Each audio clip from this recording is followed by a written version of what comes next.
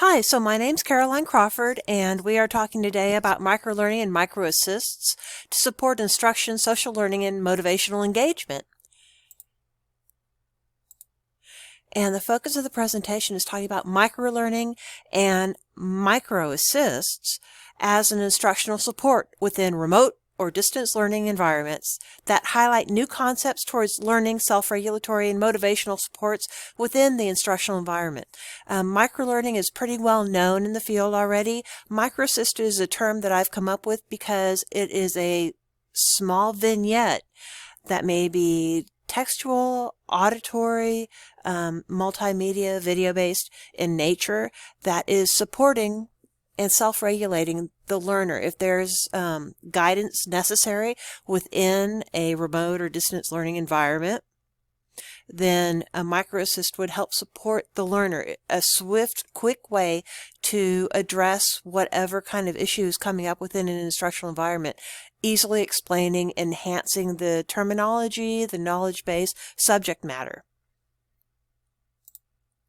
So social learning. There are a few theories that support microlearning and microassist integration. Social learning is one aspect of it, looking at social knowledge, formal learning experiences. Tribal wisdom is very important, coming from a community-based understanding. Takes a village to raise a child type concept. Tacit knowledge as well as sense-making conversations. But what is social learning? By combining formal and social forms of learning engagement, subject matter engagement, knowledge-based engagement, we create a scaffolded social learning experience. And looking at this from a co-creation standpoint, the instructors, the learners, the subject matter is enhanced through working with this information, much like Vygotsky's conceptual framework of understanding.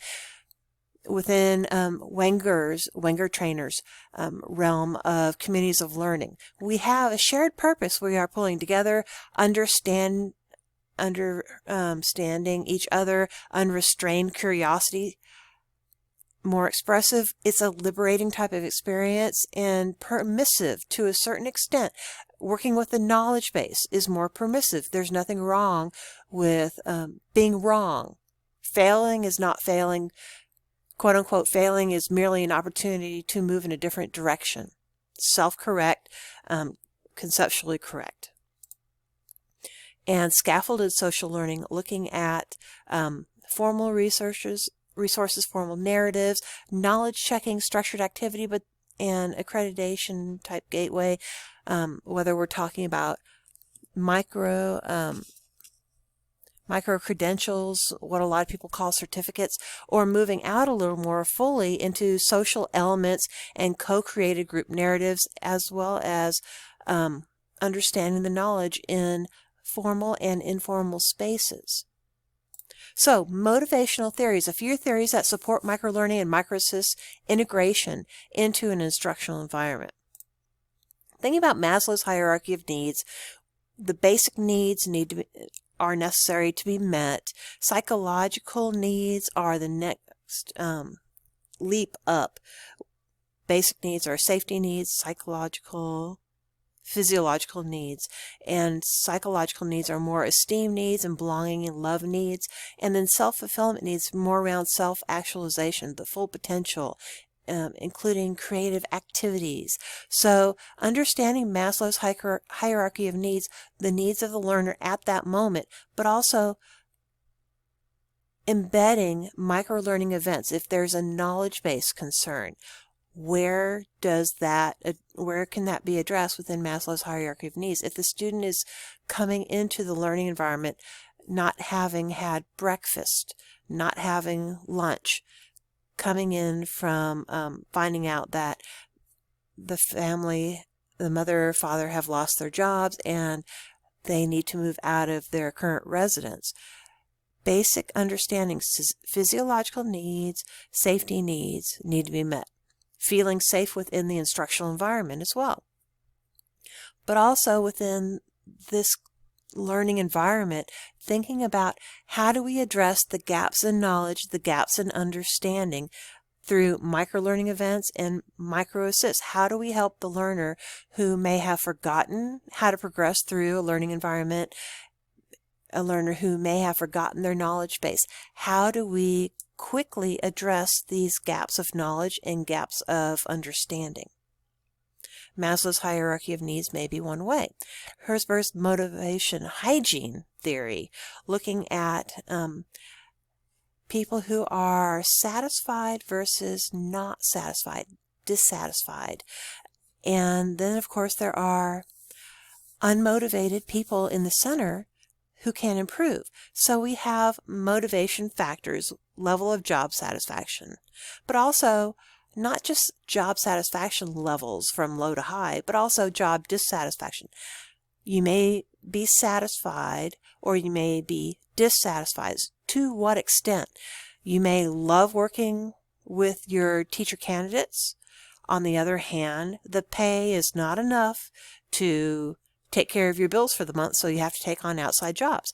That would be a hygiene factor that needs to be addressed. And of course, McClelland's human motivational need theory. There are 3 motivators: achievement, affiliation, and power. They are present in each person. It just depends on which motivational component is heightened, which one is the dominant motivator, which too might be the dominant motivator, but usually there's one that is more dominant. McGregor's participation theory, of course, looking at attitude, direction, responsibility, motivation, and creativity. And looking at Argus' theory of single loop and double loop learning, and following up on single and double loop learning, there is a triple loop learning. And more recently, it's not published yet, there's a 4th level of learning, as well as a spiral learning effect. How do all of these aspects work together? Yeah, thinking about microlearning. What is microlearning? Enhancing and supporting the learning process. It's learning that sticks, it's small but mighty, and it's bite-sized but right size. So really, what is microlearning? Microlearning is a way of teaching, delivering content to learners in very small, specific bursts of information. The learners are in control of whether or not they are going to engage with that microlearning event, meaning if the learners already have a prior knowledge base, perhaps they don't need to go through this microlearning event. It's just a small vignette of information that is focused and necessary in order to move forward with the current lesson. Strong knowledge base. And consider that why has microlearning blown up recently? Consider by 2025, millennials alone will make up 75% of the workforce, and the average attention span of a millennial generation is 90 seconds. Short, sweet, and to the point. This is a model, a microlearning instructional design model that a colleague has created, and it should be published shortly, I believe March. And it's looking at prior knowledge base and the objective or competency successfully met. And how does that work? The turning of the sand. How does the sand move between prior knowledge base, objective or competency successfully met from a timing standpoint? And the target message applying supporting materials is the central pivot point. So think about individual understanding and conceptual frameworking, and then the new or revised individual understanding and conceptual frameworking. So we have the prior knowledge base, we have the new information. How do those two meld? They meld through the targeted message applying supporting materials. So what is microlearning? It can be anything from texts, it can be images, videos, audio, even tests and quizzes can engage at that level. And of course, there are simple screen challenge style games within microlearning environments. But how do we access microlearning events? There can be face-to-face, traditional environments, on-the-fly reteaching. It can be enhanced design. There could be flipped and online learning environments where learning management system integration. What about the textbook publishers? They have additional resources as microlearning events, enhancements. What about open educational resources? And of course, mobile app implementation by the course, the instructor, program, college, and university. And I talk about the different types of microlearning events. How do you engage with them? Thinking about Wenger's community of practice engagement bell curve, everything from looking at the potential for a course environment for a community engagement activity focus to coming together, how do we all work together, to the active engagement, a dispersal aspect within the community, and then how do we remember that information, those events? Well, thinking about a microlearning engagement framework. We're looking at the same style of bell curve, but looking at traditional instructional environments that move from face-to-face to blended and online, thinking about past microlearning events, filling in the cognitive blanks, the subject matter knowledge base, and conceptual frameworks of understanding. The focus of past microlearning is learners' comparable knowledge. Present, current microlearning events usually have to do with instructional support, interactive instructional events, differentiated learning, corrective instructional enhancements, through thinking about future microlearning events, updating knowledge base, and institutional marketing. But what about microassists? They're enhancing and supporting self-regulation within a learning environment. So what are microassists? Smaller, very specific bursts of information that are available as needed when necessary to support the learner's progression forward. It's an immediate response support vignette. The learners are in control of whether or not to engage with that information. And what are microassists? Again, it could be text, images, video, audio. It is a direct response to the need of learner or learners within the instructional learning environment. And instructor embedded versus learner embedded engagements.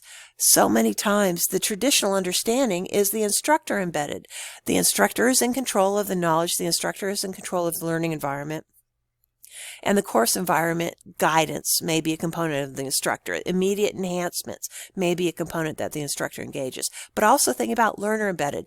As the learners develop community, become more enhanced, engaged, they have the opportunity to support each other, and that's what we're talking about there. And then accessing microassist events, the focus may be self-regulation, cognitive load concerns, lessen the learner frustration. Moving through a learning management system can be very confusing, and each environment is different. What does that look like? Supporting the learner's progression in order to figure out how to submit an assignment, figuring out how to access the discussion board, the bulletin board environment. And of course, there are plenty of screen recorder and video editor softwares available that are free and free trial. Anything from Screencast-O-Matic, which is what we're using right now, to Snagit, to Open Broadcaster software. OSB Studio is very cool and new. And how did I make this video available? How do I usually make my videos available? Well, I set up my own YouTube channel where I can just drop them quickly. I embed videos into the course pages and create our own web page or site where if there are additional resources that I use in all of my courses, enhancements, I set up a page outside. It can be anything from Wix.com to Google Sites to even Card. It's a lovely one-pager. And thank you very much for attending. I'm very curious to hear your comments, your discussion. I appreciate your time and effort. Thank you. I'm honored that you attended the event and took the time to watch the video.